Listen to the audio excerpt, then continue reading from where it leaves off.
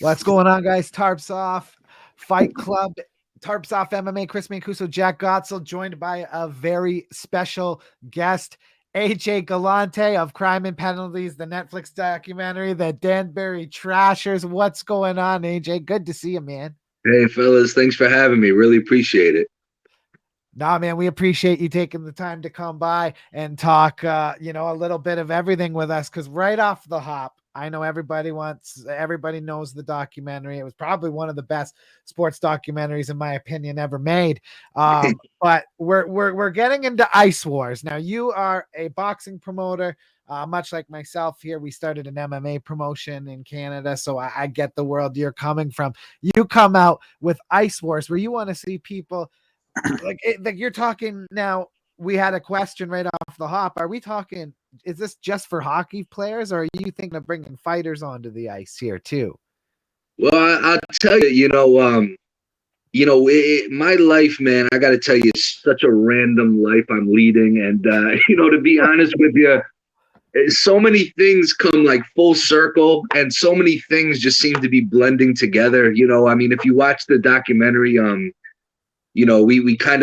I kind of use my love for pro wrestling, came into hockey. I kind of combined both of my loves there. And, then unfortunately, when we lost a team, a few years later, I randomly got into professional boxing, and I've been in boxing now 11 years.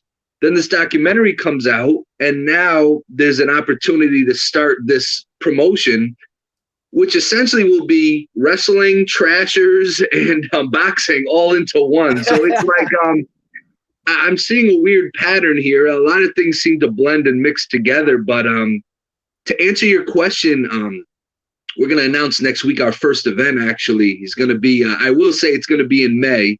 And it's going to be unreal, man. And right now it is just hockey players. However, I will say going forward, I do intend on putting a combat sport division in there because, my headquarters is my gym here, my boxing gym in Danbury. And I got a lot of boxers now all of a sudden wanting to learn how to skate. And, one thing I've learned about combat sports, and I'm not a boxing lifer, I kind of got into it randomly, back in 2011. And one thing I've noticed, and you got to kind of be ahead of the curve, is there's a lot of crossover now in combat sports. You see MMA guys coming over to boxing. You see boxing going over to MMA. Yeah. So you know what? Why not start a crossover right off the bat with Ice Wars? And definitely, I will say the first event will definitely be exclusively professional hockey players, the minors and senior men league and stuff. But I do intend seriously. I have 3 heavyweights off the top of my head that are dead serious. And like you, played hockey in high school or college, so they can skate. It's not like they got a back check or play with a stick. So it's like, as long as you have a little balance, I think you'll be okay. Yeah, absolutely. Could we see any ex-trashers on the card? Any of those fan favorites coming back in throwing the fist? Well, listen, like myself, we've all gotten a lot older now. So a lot of those guys, as crazy as they are to do it, I realize a lot of them have matured because they're kind of like, I'm a little old. I will say John Nasty Marasti, who wasn't featured in the documentary, he's really knocking on the door at this. So you may see him down the line. We'll see. But I will say this. One of the things I think you guys will appreciate, from a combat sport background, is one thing I've learned in boxing is people hate judges, and they hate the controversy with the judges. Half of these judges probably haven't fought or know what to look for. At least that's the optics from a casual fan. All of our judges are either going to be past or present fighters in hockey. So they're going to know what to look for. And I will say you might see some ex-trashers on the judging panel, this first Ice Wars. And it's going to be fun. And I'm also trying to, it sounds a little radical, but I'm working on a concept possibly where if some of the judges are current fighters, listen, if me and Chris get into a scrap and I come out on the losing end on a judging decision, I can call out the judge that maybe won against me. And you know what? All call outs are mandatory, so that judge has to accept for the next Ice Wars, or they can't judge again. That's wow. such an That's awesome the WWE concept. really into it. There it That is. So wrestling, yeah. it's we're having fun. It's funny. These past 11 years, my involvement with professional boxing on all sorts of levels kind of prepared me for this. And I'm really not so much trying to build what I think people want to see. I'm trying to build off what people hate about boxing or combat sports that I see. Yeah. And I think if you could eliminate the things people hate, everything else will fall into place. You know what I mean? It's kind of a backwards way of thinking and building, but you know what? Everything I do seems to be a little backwards. So we'll see what happens. It's gonna go either really high or really it might. Who knows? But you know what? Sometimes you got to take some risks, and it's one of these opportunities that we really couldn't pass up. No, man, it's an excellent concept. I mean, there's a battle in hockey nowadays. There's like it's kind of a divide. There's people who love the old school, like what the Trashers were built on, right? That Broad Street Bullies meets the fucking, NWO of wrestling combined, right? It's like Yeah, there's a huge market for that. And then there's going to be people that might even be upset at that concept. of course. Being a guy who was in hockey in the early 2000s and what the culture was, how do you feel like it's a bit strange to see the hockey culture online and stuff? It's kind of taken a turn on the social media end side of like, maybe a little woke for lack of a better word. But that's why I love something like Ice Wars. It's like, Well, listen, again, I've never seen anything in life where 100% of the people like it or love it. I think here's the thing. I tell people, this isn't hockey. This is prize fighting on ice. So, there's no hockey involved. Now, I'm not going to sit there and bullshit you and act like it's not hockey players, but the reality is, if you take a NASCAR driver and in his full suit and helmet and he's playing basketball, is he driving a car or is he playing basketball? So this is prize fighting. They may look like hockey players, and a majority of them will be, but listen, and I'm in a unique situation because when we lost the team in 2006, frankly, I kind of stayed away from hockey for a long, over a decade, really. And when I came back, it's kind of like when you come out of prison, everything's so different now, and it was one of those things where, it was definitely different. These guys are a lot faster, a lot more skilled. And, listen, I tell people different isn't a bad thing. Sometimes different is good. Sometimes different is bad. It's just different from what I grew up with. Yeah. But, guys like us, look, there's a niche for this type of action. And, even the people that may not like it, look, I'm in boxing. There's a lot of people that don't like boxing. So I don't really worry about the people that may not like it. And if there is backlash, that's the best publicity you can get. So I welcome that for sure. Yeah. So what are the, when you watch a hockey fight, it usually doesn't last very long. Are there going to be rounds to this? Are there going to be time limits? What are the rules that go around this? Yeah. So basically each fight is 2 1-minute rounds, and there's a 1-minute break in between. And the reason is, and what I love about this setup is, like you said, hockey fights, they don't last too long. Nope. And but one thing, again, going back to what I said earlier, one thing I love about this concept is a boxing fight, and I keep bringing up boxing because that's my world, really. A boxing fight, if you watch a 10-round boxing match, right?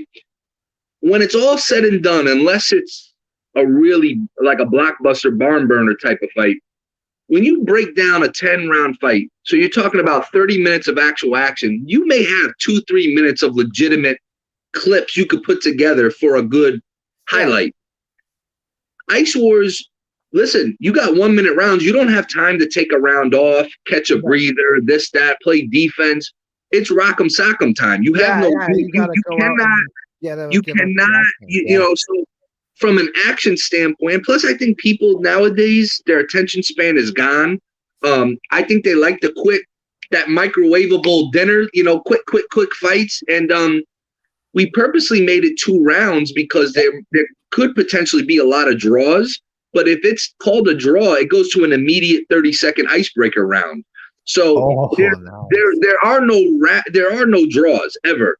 And if so it's a radical concept. But again, you're talking about with each fight with the 1 minute in between, you're talking about 3 minutes. That's a whole round in boxing. And like I said, a lot of these boxers, when they start looking at these purse breakdowns, they're like, wow, they might get that much for 2 minutes worth of work. I'm going to buy some skates and I'm going to go take some lessons because, the lower ranks of boxing, you're not making much, as you guys know. It's a sacrifice. No, it's shit. It's tough. It's tough on them, right? So just like you said, to get paid for 2 minutes of work, why wouldn't you go figure out how to skate? I gotta ask, what does Jimmy think of what does Dad think of Ice Wars? He must think it's awesome. He loves it. He's involved. He's kind of, he'll always be like my advisor with everything. You know what I mean? And he loves it. He's like, you know what? It's just like with the Trashers. So many people are kind of on the fence. How's it gonna go? But you know what? Sometimes the stars align. Am I saying it's going to be a great success overnight? I don't think so. I think the goal of Ice Wars for me is have 2 or 3 good shows, sell out the place wherever we go, smaller venues, sell it out, and let the legend grow in time. To think, a lot of the problem that I see in combat sports is whether it's a fighter, a promoter, guys think they could come in, and you guys know because you started a promotion and you guys know how hard this is. People think this is easy shit. The most work of anything I've ever done. People don't understand, the boxers don't even understand just how much work goes into it. But I think I think the problem a lot of promoters make is they think they're going to come in and take over the world. I don't want to take over combat sports. I just want to put together some fun shows for people. We want to make some money, but to me, it's just about creating something else to add to the legacy. And, we're not looking to take over, we're not coming in and be like, hey, after us, there's going to be no more boxing or UFC. No, I mean, we have our niche, we have our lane, and that's what we're going to stick to. And we just want to be the best we can be in the lane that we're in. I think it's going to be a hit, man. I mean, who doesn't like hockey fights? Who doesn't love seeing, like you said, combat sports? You put those interesting wrinkles in it. Just being the Trashers, the involvement with the Trashers and how that's taken off. I mean, I'm sure you see it now. I'm sure merch is up through the roof like you never thought you'd see before. And I know that managing that itself is a fucking job, right? So oh my God. Imagine how just insane this whole full circle adventure has been for you. It's crazy. Yeah. Crazy. No, I mean, listen, like I said, it's just, it's funny when the documentary came out, like the week before, I was looking at my wife and I was thinking about it because they filmed this, they filmed it in 2019. So it took a good 2 years to come out. And I got to tell you the truth, you don't know. I mean, it's a documentary. Again, people's attention spans, it's 80 minutes long. I said to my wife, I'm like, I wonder if anything, I told her, I was like, I wonder if anyone's even going to watch this thing. You know what I mean? And honestly, I was shocked. I was really, again, I don't know the numbers. I don't know how many people have watched it. I was told it was a huge success, in terms of analytics for Netflix. So obviously it was successful, but truthfully, none of us expected it to become what it's become. And I wish I anticipated better because I would have had merch ready to sell the day the documentary came out. And then it just became a friggin' scramble because then everyone wanted jerseys and shirts and hats. And I'm like, oh shit. I was like, I became like an Amazon fulfillment center. My house, my living room has boxes all over the place. And my wife's hyperventilating because there's just shit all over the place. And I'm like, hey, we got to do what we got to do. You know what I mean? The supply and demand, right? You got to take in what you can take in. And it's an incredible, like the story was incredible. Like you said, it resonates with people. It brought them back to what I think was a better time in hockey. I love that. I want to go back though, because like your boxing promoter. Are you surprised that with how much you loved wrestling and you loved the show that you did you ever dip into like a professional wrestling try? Did you ever think about starting like your own wrestling promotion, or like just the fact that you went to boxing with how connected you are with everything you do with wrestling? Well, listen, look, like I said, wrestling before hockey was my first love. You know what I mean? I was convinced, like, all little kids, hey, what do you want to be when you grow up? I'm going to be an astronaut, whatever. I'm telling you, in my heart, I believed I was going to be, a wrestler like that. I'm telling you, like, for a good, I'm still a wrestling fan to this day. So I've always been a wrestling fan, but for a good 6 years, I would say I legitimately in my heart thought I'm going to be a pro wrestler. That's it. Listen, in a perfect world, if this Trasher thing kept going and somehow it became bigger and I got noticed enough to do like a celebrity cameo type of thing, and I just want to get put through a table, man. I was like, I don't want to, I in no way, shape, or form am looking to I'm letting this be known. I'm not looking to get paid for wrestling. I'm not looking to be a good guy. I just want to come in, stir the shit, and have the hero put me through a table or something and get an asshole chant. That's my dream. Yeah. And if I ever achieve that, there's really not much more I need to do in life, because I'll in my heart know I've made it. If I get through a table, that's all I want. Yeah. In the dream world, who would it be if you could have a match at WrestleMania, you versus? Well, past, I would say, man, that's a good question. I would say in the past, I would love it to be like Stone Cold or The Undertaker or someone like that, just for that photo. But current, I don't know. There's a lot of young talent out there, man. I watch it all. Raw, SmackDown, the NXT and stuff. The young guys there. So I don't know. That's a tough question. I don't know currently, but old school Attitude Era, Degeneration X, somebody just put me right through, man. I'll sign a waiver, whatever's needed. So you had this tweet that got us pretty excited in the first place. It was George LaRock was trying to hunt down Sean Avery in the minor league scene there. Sean Avery's making his comeback. And you say, if you guys just want to fight, we can do it here. Chris has had some back and forth with Sean Avery over the couple of years on the internet. Could we see Sean Avery in this? You know what I've learned in life? You never say never. Money talks, I guess. You just never know. But listen, that's the beauty of Ice Wars. Like, this is storylines, right? So my thing is, a lot of our events are going to be tournament style, like one night tournaments to crown a king of the rink.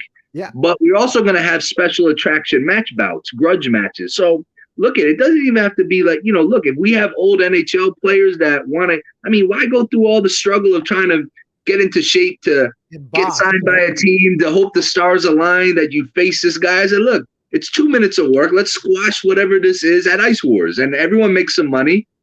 We'll donate some of the proceeds to a charity of their choice, and it'll be great, and the fans will love it. Sean would be the perfect guy for this. I agree. Yeah, he'd be the perfect guy. So look, you never say never.